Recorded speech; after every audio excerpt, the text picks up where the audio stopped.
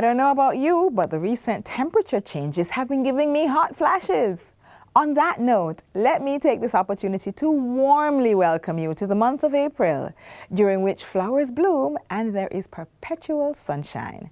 As April represents change and new beginnings, so does a number of new initiatives that the government will embark on to make Jamaica the place of choice to live, work, raise families, and do business. You've now cracked the covers of yet another exciting edition of Jamaica Magazine.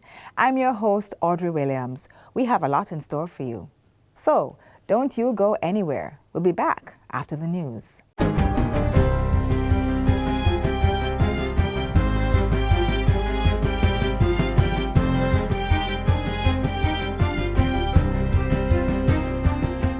Good day, I'm Theodore Henry, and this is your JIS News for Friday, April 5, 2024. The second strategic plan to reduce the case backlog in Jamaican courts is slated to begin on April 10. This second strategic plan will cover the period 2024 to 2028. Chief Justice Brian Sykes gave the update during a ceremony on Wednesday. When we began this journey of modernization in 2019, we had adopted a time standard of 24 months across all the courts. So that is, any case in our court system that was older than 24 months was considered to be in a state of backlog. In our first strategic plan that ran from 2019 to 2023, we placed a lot of emphasis on the parish courts. At the end of 2023, the net backlog in the parish courts was under 2.5%, in line with the international standard, which is between 2.5 and 5%. Given the efficiency of the parish courts, the Chief Justice says the time standards for the different types of cases within the other courts have been revised downwards. So where we are now is that we are saying that the new time standards for the parish courts on the criminal side for simple cases is 3 months. For standard cases, 6 months. For complex cases, 12 months. And for highly complex cases, 20 months. And we believe that that is achievable based upon the examination of the data. Justice Sykes was addressing a ceremony at King's House where 8 members of the judiciary were sworn in by the Governor-General to act in higher offices for the Easter term. Justices Kisok Leng and Georgiana Fraser will act as judges of the Court of Appeal from April 8 to July 31. 4 justices were appointed to act as puisne judges. Master Pamela Mason and Her Honor Opal Smith from April 8 to July 31, Her Honor Tracy Ann Johnson from April 3 to July 31, and Master Stephanie Orr from April 16 until further orders. Their Honors Christine McNeil and Luciana Jackson have both been appointed acting Master in Chambers, McNeil from April 16 to July 31, and Jackson from April 3 until further orders. Jamaica's strong economic performance and stability is aiding development in the country's real estate industry, which is witnessing strong growth. Minister of Industry, Investment and Commerce, Senator Aubin Hill, made that assertion as he addressed the recent Remax Power Brokers coffee break. Jamaica is the place to be, real estate investors and all kinds of investors. The market looks good, Jamaica is strong, and we're doing things to help you in the land titling business. Going forward, Senator Hill is imploring real estate investors to include more renewable energy and climate-smart solutions in their projects. In due course, there are 2 renewables that should be put on all houses that are built. I really believe that it is not government's policy. I really believe renewable water and renewable energy, solar, maybe wind, in some places, must be a part of the build-out.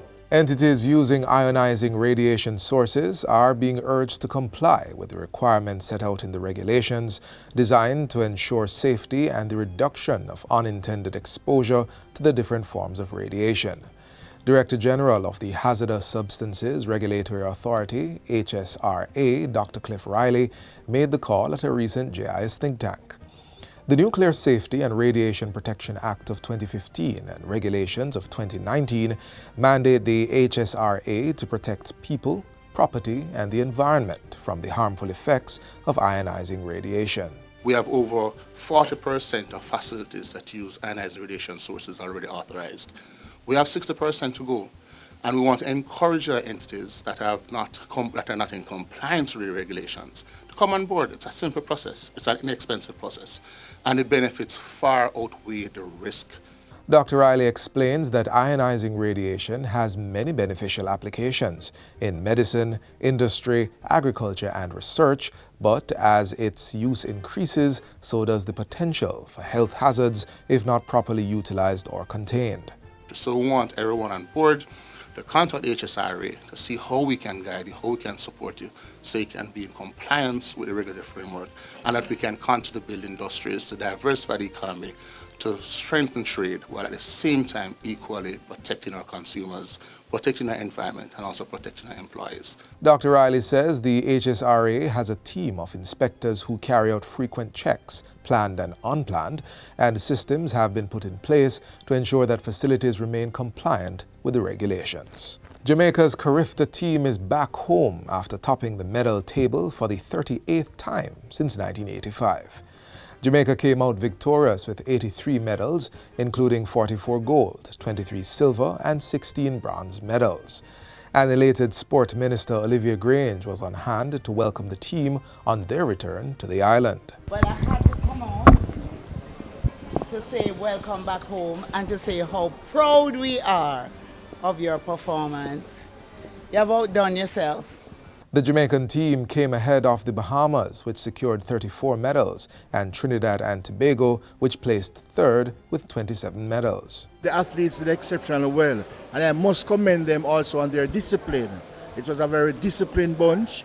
The management crew had no problem in terms of discipline, and I think that was one of the things that helped with the performances that you saw on the track and off the track, in the rings and in the pit, all over.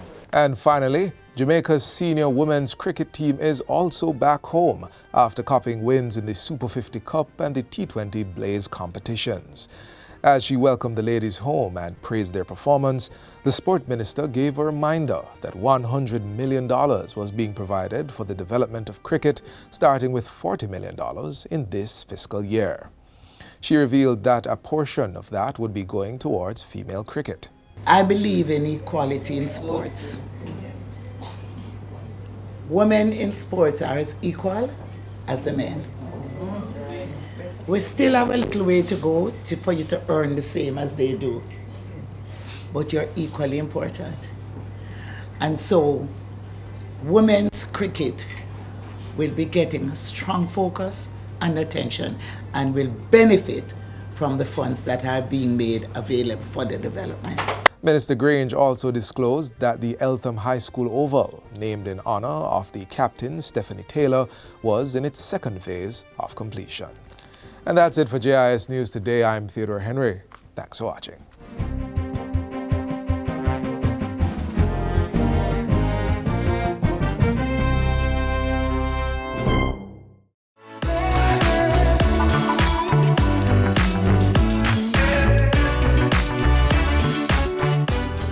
Last month, Prime Minister Andrew Holness delivered his explosive budget presentation for this financial year, unveiling a plethora of benefits for Jamaicans. In our next feature, we explore how the government plans to increase water supply for its people, especially those most vulnerable.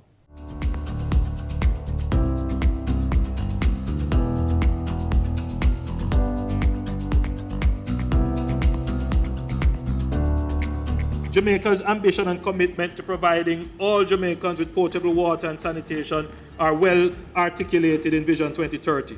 It is well known that Jamaica has underinvested in its water systems. Much of our infrastructure for potable water and sewage is either aged beyond its useful life or inadequate to serve communities which have grown beyond design capacity.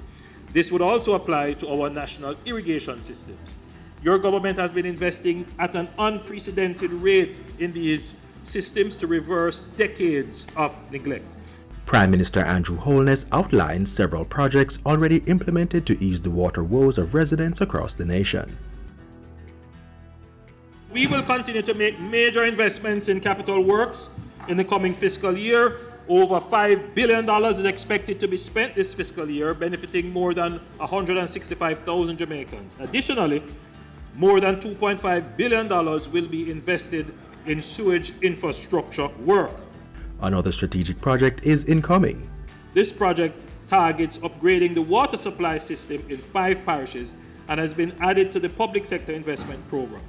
This will benefit from a US $30 million loan from the CDB, with the government of Jamaica providing $6 million US.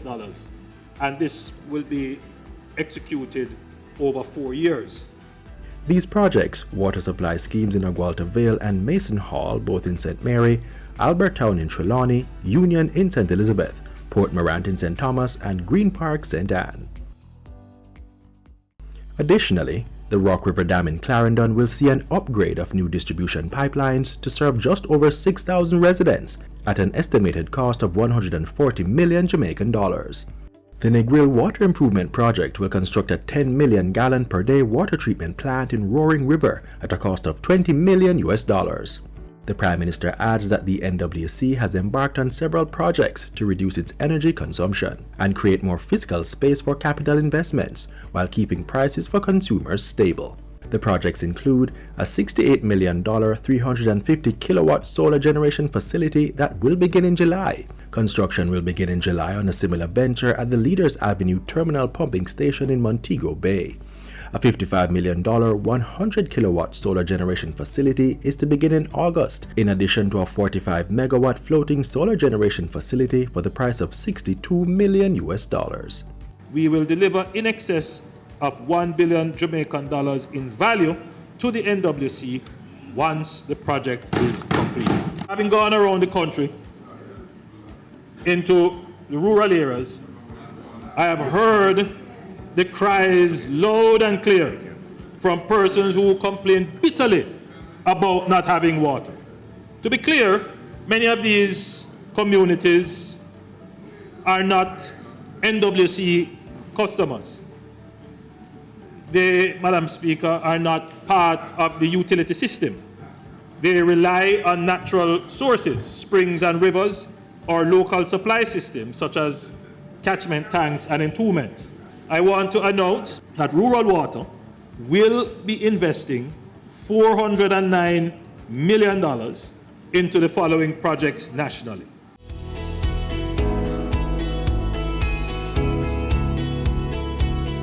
Having gone around and seeing the complaints, it's very difficult, when, they're not part of a utility system, that their water source sometimes is non-existent. Sometimes the water source dries up. They have no way of getting water. So, Madam Speaker, what we're going to do is to make an additional allocation of $1 billion to rural water.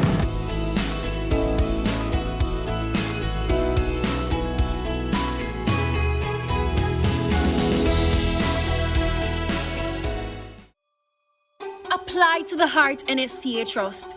Learn a new skill and expand your horizons. Your government has made it completely free to you. You've probably heard the term gross domestic product, or GDP, possibly while watching the budget debates. But do you know what it means? Maybe you have an idea, but you just need someone to make it a little clearer.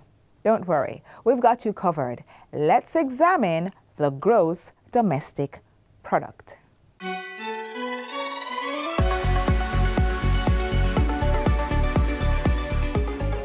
Using Jamaica's nominal per capita GDP at the end of fiscal year 2023-24, Madam Speaker, and our GDP per capita at the end of fiscal year 23-24 is projected to be roughly $7,000 US. Using the GDP figures from Stockton and the population data that we have and the closing exchange rate, it has gone up. Anybody notice? It's now $7,000. But Madam Speaker, we have a lot of catching up to do, because Trinidad and Barbados, for example, are moving at the same time. And they are now at $20,000. But you're seeing, Madam Speaker, we're stuck at the breaking level for a long time. And nobody has been noticing and But today the per capita GDP is $7,000 US. Major praise for the trajectory of our gross domestic product. But what exactly is that? Do you know?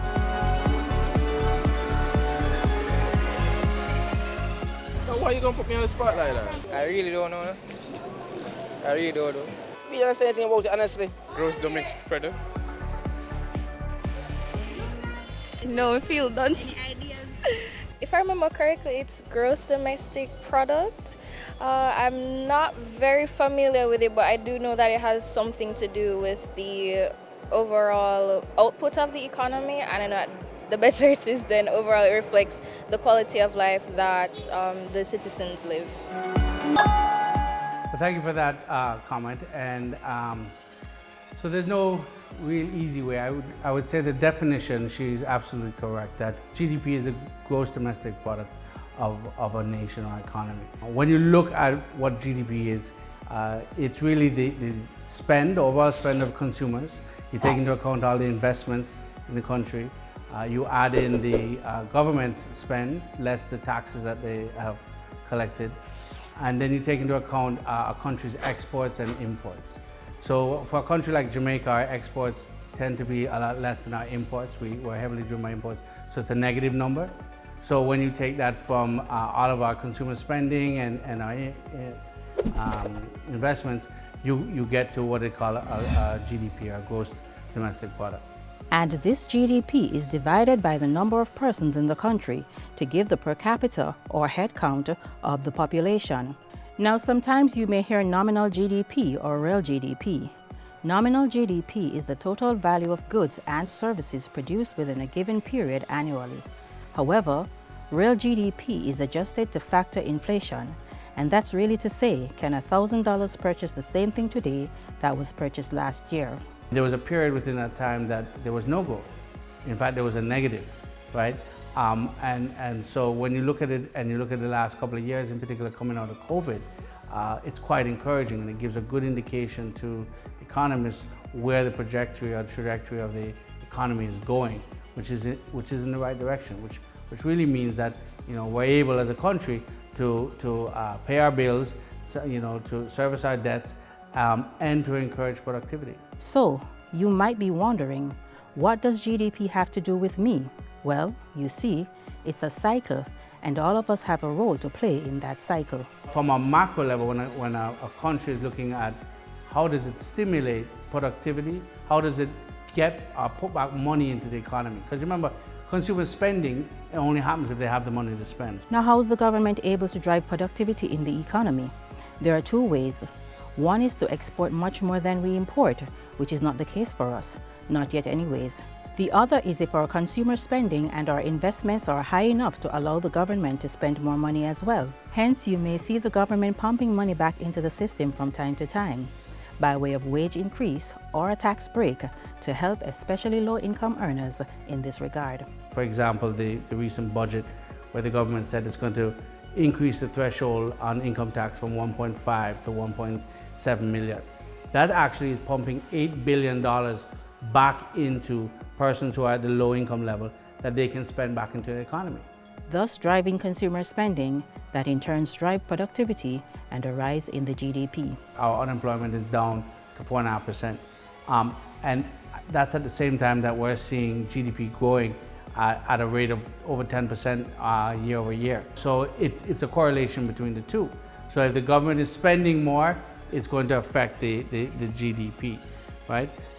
But in an effort for it to spend more, whether it's in giving back in increasing the threshold or to give back in reducing any sort of duties or income tax, it's driving the economy by putting money back into the system, allowing people to either save or to put that money back into spending.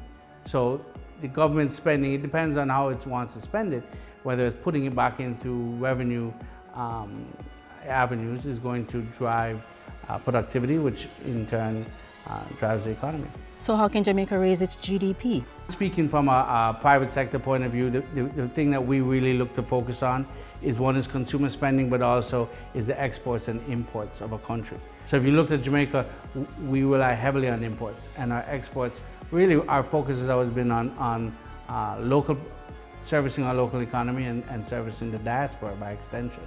So our exports have never been as great as our imports. And in fact, probably our imports could be anywhere from 8 to 10%, 10 times that of our exports. And so that would affect our GDP. Which brings us back to the finance minister's point on our current GDP status. You'll remember he enthusiastically said that the country's per capita GDP is roughly about $7,000 compared to that of our Caribbean neighbors, which is $20,000. So why is he excited? I think we should celebrate the fact that we are on a good trajectory in that relation. I think we do need to look at countries like Trinidad and Barbados, who GDP are 3 times ours, and look at what it is that they are excelling at. And to me, it goes down to their ability to manufacture at a low cost and their ability to export into territories that are not just where their diaspora is. I agree. I think that there's things that we should be celebrating.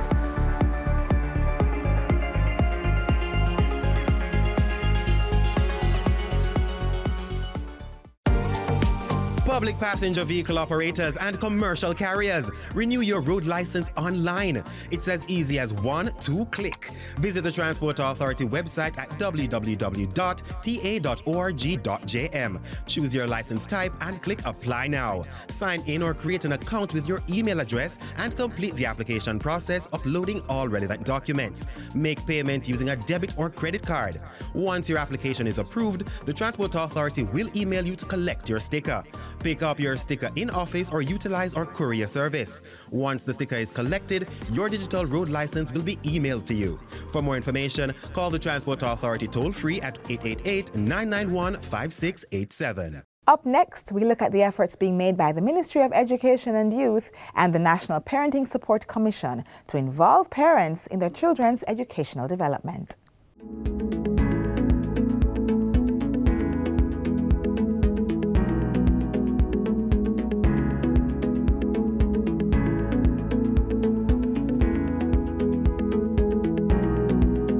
No parent was born knowing everything. In fact, most parents utilize skills that were used while parenting them. And in many instances, some of those parenting skills or styles are very toxic. For this reason, parental involvement was one of the main initiatives of the Jamaica Education Transformation Commission, JETC, which was set up to carry out a comprehensive review of all levels of the public education system. From its work, the Ministry of Education and Youth, in collaboration with the National Parenting Support Commission, NPSC, launched a campaign to engage parents in their children's educational productivity. Bobby, have you done your homework yet? Mommy, just 2 more minutes. The cartoon's soon done. Go do your homework now. We understand that parents play a pivotal role in the lives of their children. And as such, the Ministry of Education and Youth, through the National Parenting Support Commission, will continue to train parents in our parent education program. Parents who have taken part in the program at different institutions throughout Jamaica have so far gained a reasonable amount of knowledge. I learned about emotional intelligence and communication, and those are 2 key things for me that I really want to be able to have a better understanding on, so that I can administer good parenting to my child. My daughter is in grade 8. She's a teenager, 14-year-old. And I am telling you, this is like, when you're looking back at other children that you raised, it's the hardest stage. Believe me, and when you come to this, it's like you are not equipped. Coming to this session, I've learned a whole lot. You know, maybe dealing with her, I'm seeing that, well, how I was raised, and you're trying to do like the same thing, and it's not working. I think many parents just, in the moment, do what needs to be done, versus being more intentional in what it is that they do or say in terms of raising and molding their children. So emotional intelligence is very important. And many parents themselves have scars, have wounds as it relates to their childhood and growing up. So that needs to be dealt with. Listening skills is very important. Active listening, not just hearing the child, but being able to listen, analyze and ascertain exactly what it is that the child is saying. Bobby, have you done your homework yet? Mommy, just 2 more minutes. The cartoon's soon done. All right, Bobby. You have an additional 2 minutes of downtime, but right after the show ends, I'll help you with your homework. No longer should we be saying children should be seen and not heard. And parents also need to understand that communication is ongoing. There's non-verbal, which oftentimes we can see with our children. The NPSC is continuing a number of activities, such as parent mentorship training and the reactivation of parent places to boost parent engagement. The Parent Place is an interesting program because it offers a mix of services to parents. There's psychosocial support, there is skills building, that's a partnership with Heart NSTA Trust, there is parenting education, and there is early literacy intervention. It's important that as a Ministry of Education, we're supporting the efforts to ensure our children are literate. And so parents get to learn the strategies through the Parent Places, strategies in literacy, so they know how to support their children at home. The ultimate goal is for parents and schools to work together to help children achieve more so that their behavior and academics improve. It is important for parents to be involved in their children's life because you have a role model, and it also takes a community to really and truly raise a child. So parents are very important, and the support, whether moral support or the social support, financial support. So we're encouraging our parents to continue to be great partners in education. And how can they do this? Find out what programs exist in schools that have been implemented by the National Parenting Support Commission, and also join the PTA.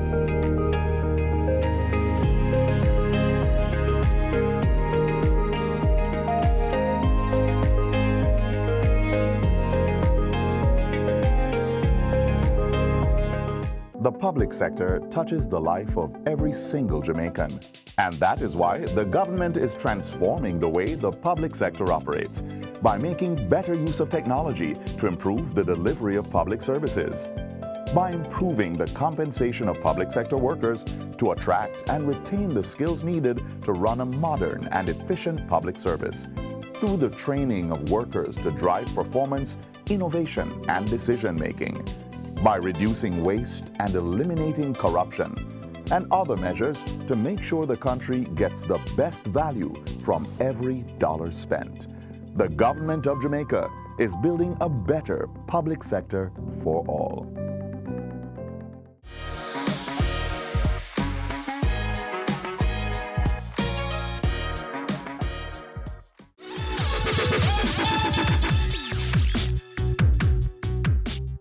We're all in this together. A diverse workforce fosters innovation.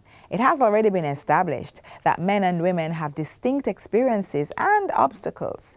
In fact, we may perceive the world differently, which influences attitude to business. But pushing one another and collaborating with people who think differently can encourage creativity and promote fresh ideas, propelling any business forward. So, women, you too are needed in business. Continue to reflect the soft skills required for corporate leadership, as well as all of the characteristics that can significantly impact the bottom line.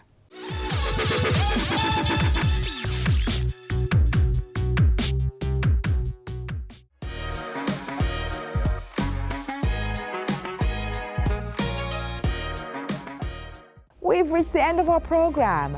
Get a recap of everything you saw here and more on our website, jis.gov.jm. I'm Audrey Williams. This is where I must bid adieu.